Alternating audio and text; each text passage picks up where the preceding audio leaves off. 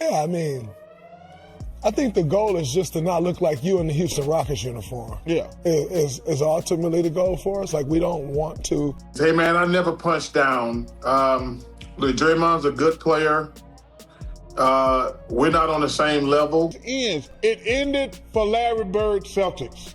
It ended for Isaiah Thomas Pistons. It ended for Michael Jordan's Bulls, The Last Dance. Absolutely. It ended for Tim Duncan and Parker and Ginobili.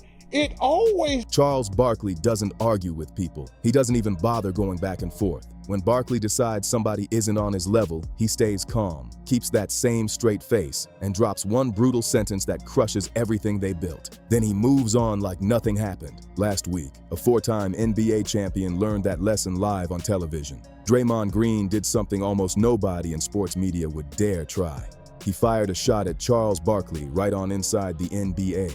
Barkley's stage, Barkley's seat, Barkley's world. And what followed over the next 72 hours wasn't some heated debate or dramatic TV feud. It turned into a complete breakdown of Draymond's credibility by a man who never needed to yell to win. Barkley waited patiently. He looked straight at him and delivered one cold sentence that instantly shut the whole thing down. Hey, man, I never punched down. Look, Draymond's a good player.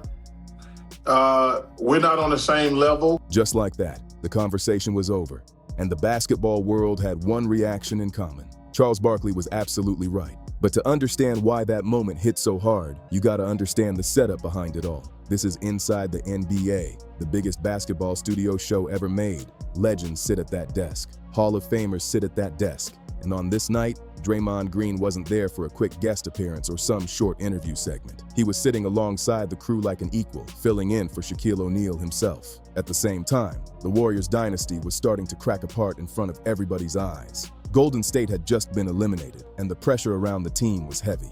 Everybody could feel it. Before the show cut to commercial, Draymond opened up about a private conversation with his head coach. Well, Steve grabbed both of us, and he said, I just wanted to take this moment. Like, I just don't know. I don't know if we'll have this moment again. So I just want to take this moment and thank you guys, and it was a special moment. The first thing Travis said when we walked off was like, man, I'm so happy Steve was in the moment. Like, and he didn't miss that moment.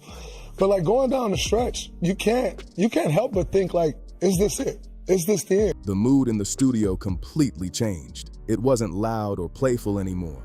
It got personal, reflective, honest. Here was a four-time champion staring directly at the possible end of an era.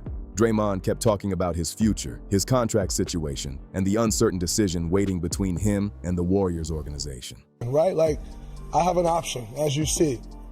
If they don't want me back, I'm not just gonna take the option. Like, this has always been a partnership, right? You want me, I want you, it works out.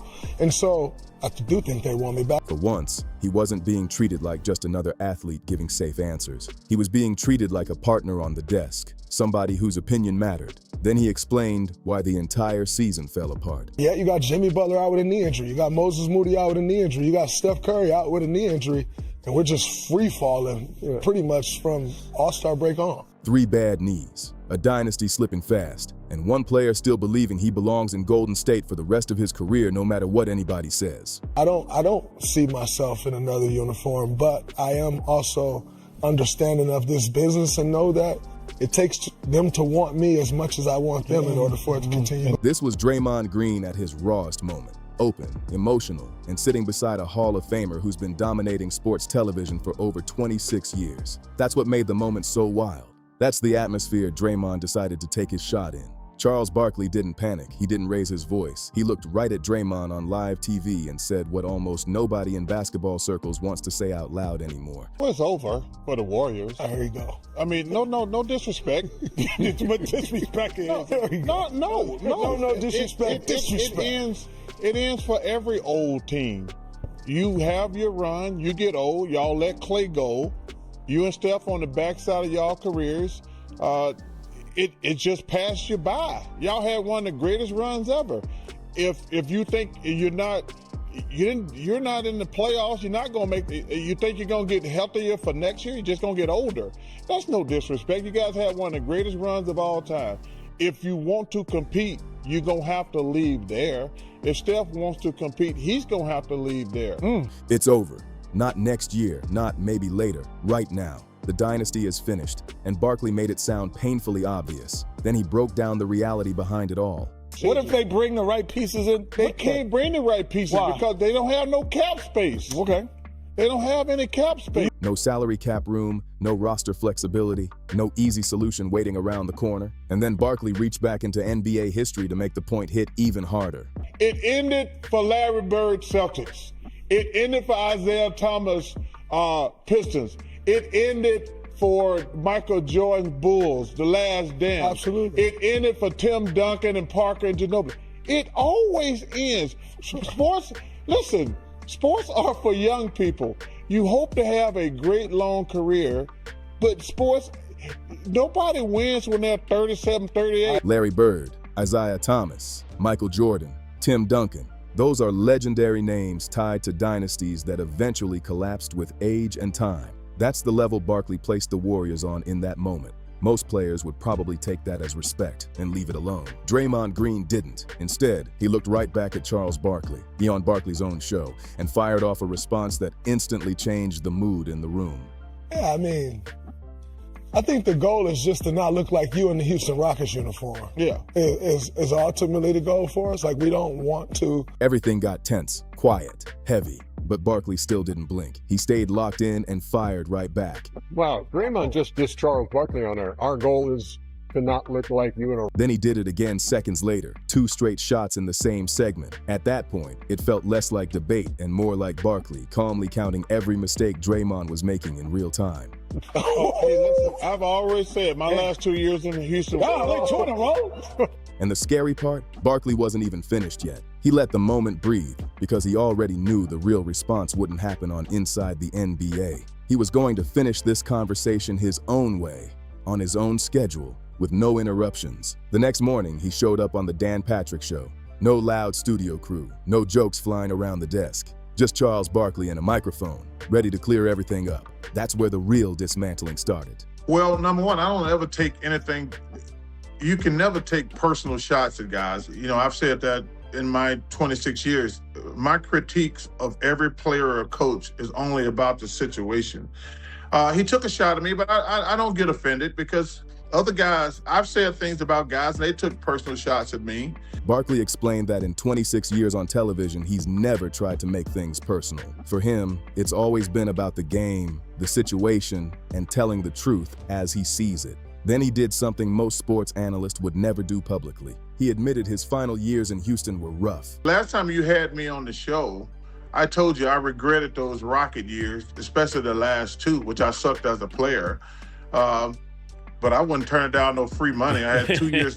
I had 2 years left on my contract. Even while playing with legends like Hakeem Olajuwon and Clyde Drexler, Barkley openly said he struggled badly near the end of his career. He owned it completely. The exact thing Draymond tried using against him, Barkley grabbed it, stripped away the sting, and turned it into proof that he could actually handle criticism like a grown professional. My issue with Draymond, if he wants to do this, be in TV, is get a sense of humor. He takes everything personally. You were just saying, look, it's over with the Warriors. And now he can't say it, but you were just saying it's over.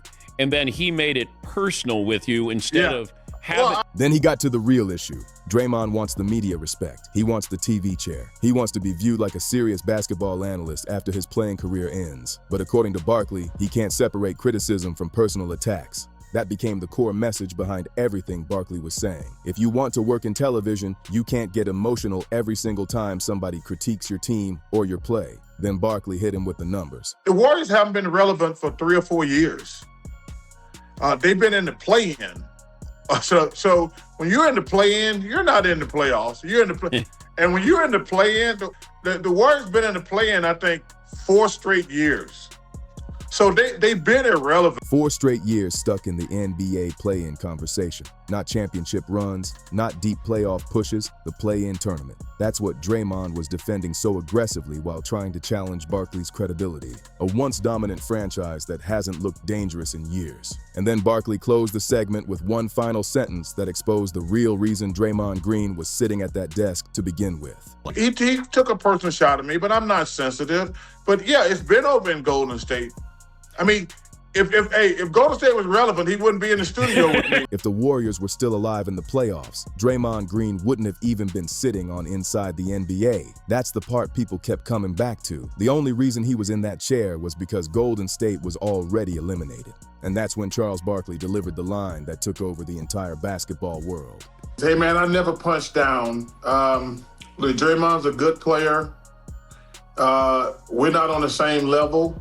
So I can hear, but I don't have to respond to every time somebody says something about me. Yeah. Hey, listen, Draymond's a really good player. He's had a hell of a career, but we're not on the same level. I never punched down. Cold, direct, no yelling, no drama. Just one sentence that instantly shifted the whole conversation. Then Barkley followed it up with another brutal statement. He called Draymond a really good player. Not an all-time great, not a basketball icon, not somebody on his level, just a really good player who had a strong career. That wasn't trash talk. That was Barkley drawing a line between greatness and legacy in front of everybody watching. This is an 11-time All-Star and the 1993 NBA MVP speaking from experience. And for the second time in only 2 days, Barkley made the same thing crystal clear. We're not on the same level. That line spread everywhere online because it sounded less like an insult and more like a final verdict. The only reason Barkley could even say something that bold is because his career backs it up completely. Then the rest of the basketball world started joining in. Former NBA player Jeff Teague talked about it on the Club 520 podcast. I couldn't talk, that motherfucker. Real psychos for sure. Yeah, because Dre putting somebody on Barkley's Houston Rocket years, man, averaged a double-double. He really got to be one of the most underrated players. And his point made things even tougher for Draymond. Even during the later years Barkley openly admitted were rough, the same years Draymond tried to clown him for, Barkley was still putting up double-doubles almost every night. Teague kept going too. Oh, yeah. It's not favorable to Draymond, brother. Go ahead and put him up, Blue. Boy. We like numbers next to each other on here. The Let's numbers look a compare the little stats. different, brother. I just Act want to like Barkley won one of them ones now. yeah, you MVP One of them now. ones. Charles Barkley wasn't just good, he was the actual NBA MVP in 1993. Not a finalist, not somebody who almost won. He won the award outright during an era packed with legends. And then people started bringing up the numbers themselves. Only 6 feet 4 inches. Barkley was averaging 27 and 28 points while dominating rebounds at the same time. Year after year, he was putting together elite production that built a Hall of Fame resume. Then came the final point from players who actually shared the court with both men. The respect Barkley gets from former players is different. Nobody needed Barkley to defend himself because his peers started doing it automatically. Guys who had to guard him already knew what level he played at. That's what made this whole situation hit harder. Draymond Green walked into an argument against a man whose basketball resume speaks louder than almost anybody in sports media history. And once former players started backing Barkley publicly, the conversation shifted completely. But here's the uncomfortable truth nobody really likes talking about. This is what happens at the end of every dynasty. Not the championships, not the parades, not the ring celebrations people replay forever. The difficult part comes after all of that. The moment when reality catches up. The moment when aging stars realize the run might actually be finished. The moment when hard truths start sounding louder than old accomplishments. And that's exactly what happened here. A Hall of Famer sitting inside a TNT studio looked directly at one of the defining players of his generation and calmly told him the dynasty was over. No disrespect, no screaming match, just reality and basketball logic. Charles Barkley even explained it himself the next morning during his interview with Dan Patrick. And I know he don't want to say it, and listen, you know, everybody get mad when I say this. Old people don't get healthy. Old people die, okay? They don't get healthy. The notion that him and Steph gonna get better when they get healthy and being a year older, they're not. They're just gonna get older, Dan. So it's over for Golden State. That's the part Draymond Green couldn't accept. That's why the conversation turned personal. That's why he tried taking a shot at the one person in basketball media who almost never loses these public exchanges. Because Barkley has spent over 2 decades on television hearing criticism from everybody imaginable and still standing firm every single time. He's been mocked, questioned, blamed, criticized on national TV for years. And through all of it, Barkley has always owned his mistakes publicly instead of running from them. That's why this exchange felt so one-sided to so many fans and former players. Draymond walked into the studio thinking he was sitting beside an equal. Barkley answered him with 2 sentences that changed the entire mood of the conversation. And just like that, the debate was over. If you agree Charles Barkley won this exchange, make sure you drop a like on the video. If you think Draymond Green actually had a point, let everybody know in the comments because this debate is still heating up online. Don't forget to subscribe and share this video with other NBA fans and turn on notifications so you don't miss the next breakdown. See you in the next one.